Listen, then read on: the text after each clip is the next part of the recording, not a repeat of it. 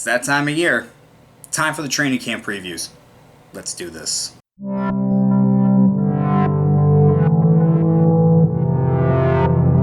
So like I've done the past few years, I'm going to go through each team, talk about some things that I find interesting to these teams coming into training camp.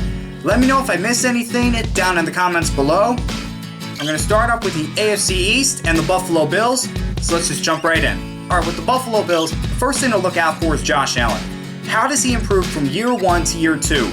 Last year he did some good things as a rookie, showed up the strong arm of his, looked like he got better with accuracy as the season went on. Does he start to show the people of Buffalo that he is the guy that they have been waiting to see, the franchise quarterback that they have not had since Jim Kelly? But another thing, his wide receivers. Now, they got rid of Calvin Benjamin during the season last year. So, Zay Jones was the de facto number 1. However, in the offseason, they signed John Brown and Cole Beasley. How do those three help out Josh Allen? One player to look out for during the preseason is LaShawn McCoy. McCoy is going into a big season this year. Didn't have a great season last year, and he's already in his 30s. That's when running backs start to drop off of a cliff. So is he going to make it to the regular season? That's the question.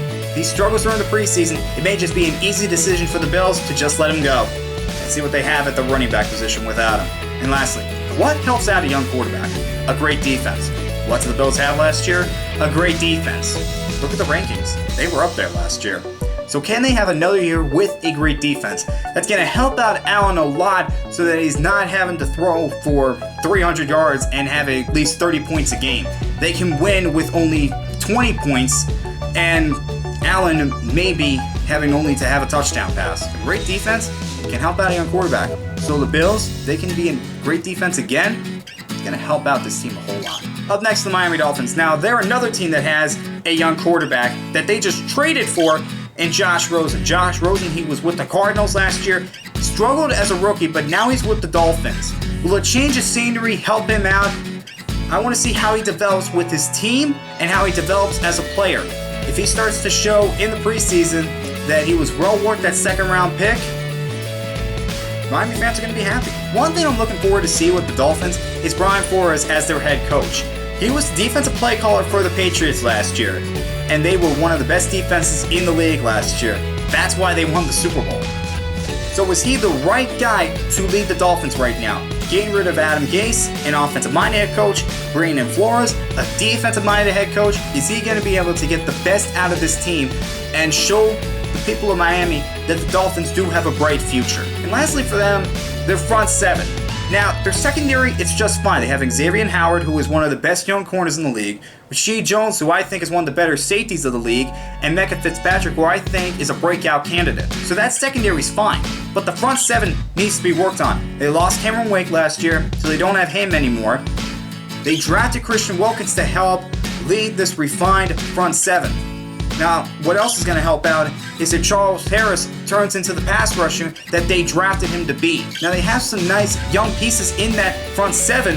However, if they don't develop, Miami could be in for a long season. So the first thing I want to talk about with New England is not Brady, but his receiving corps. Cordell Patterson left, Chris Hogan left, Gronk retired, and they already released Austin Seferian-Jenkins after signing him in the spring. That's a big question mark right there. Brady is at his best when he has a really good receiving corps. However, they did sign Demaryius Thomas, they still have Julian Edelman, and they did draft N'Keal Harry, who I think was one of the best receivers in that draft. However, Edelman is the only one that doesn't have any question marks about him. Demaryius Thomas is coming off a very serious leg injury. Is he going to be 100% by the season? And N'Keal Harry's a rookie, and rookie receivers tend to struggle in the league. And like I said, they don't have a number 1 tight end. They already released Austin Seferian-Jenkins, and Benjamin Watson has a 4-game suspension. So who is their number 1 tight end going to be when the season starts? It's a big question mark with the receiving corps. But if anybody is going to be able to work through it, it's Brady. Am I concerned? Not at all. However, is it worth mentioning? Yes, it is. So like I mentioned back when I was talking about the Dolphins, Brian Flores was the defensive play caller for the Patriots last year. Now that he's gone, looks like Belichick is going to take over those roles again. At first, they did hire Greg Schiano. However, he's already gone. So how does this defense do without Flores calling the plays? What do I think? I think they're going to be fine. Belichick has always been known as defensive genius. Another one where, am I concerned? No.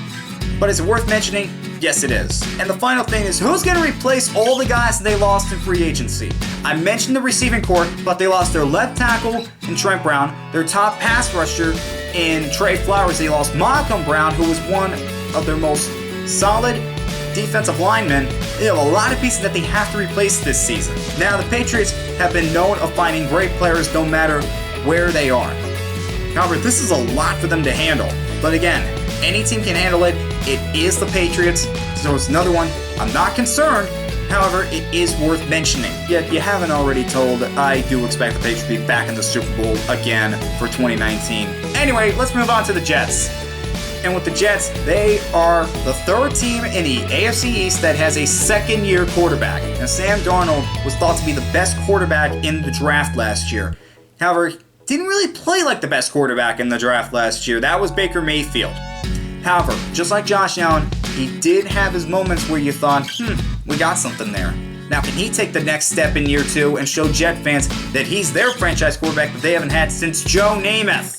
Thought Kelly was bad? Yeah, Joe Namath. It was back in the 60s. And one of their new players is Le'Veon Bell. And I want to see how he does as a Jet. He took off the year last year. How is he going to be this year? Is he going to be a little rusty because he hasn't played in over a year? Or is he going to come right out of the gate, 100 yards? I'm not sure. I want to see how he does with this new team and how he does after being off for a year. And like I mentioned before with the Bills, what helps out the young quarterback? A great defense. Now the Jets have some good pieces of a great defense. However, can they come together and be a great defense? If they can come together and be the defense that they were when Mark Sanchez was there his first 2 years, it's going to help out Sam Darnold a lot and maybe help him get back to the playoffs. And lastly, they are another team that has a new head coach in Adam Gase, who was with the Dolphins the past few years. Now, was Adam Gase the right hire for the Jets? He struggled when he was with Miami, but with a change of scenery to the Jets helped him out. When he was there, Ryan Tannehill had some of his best seasons. And yeah, Ryan Tannehill has already been, and yeah, Ryan Tannehill's no longer with Miami. But when he was with Gase, he put up some pretty solid numbers. So can he turn Darnold into a guy that has potential to a guy that will probably be their franchise quarterback? I don't know, but it's going to be interesting to watch as training camp rolls around. All right, guys, that was the AFC East. Next up is the NFC East, and I'll see you then.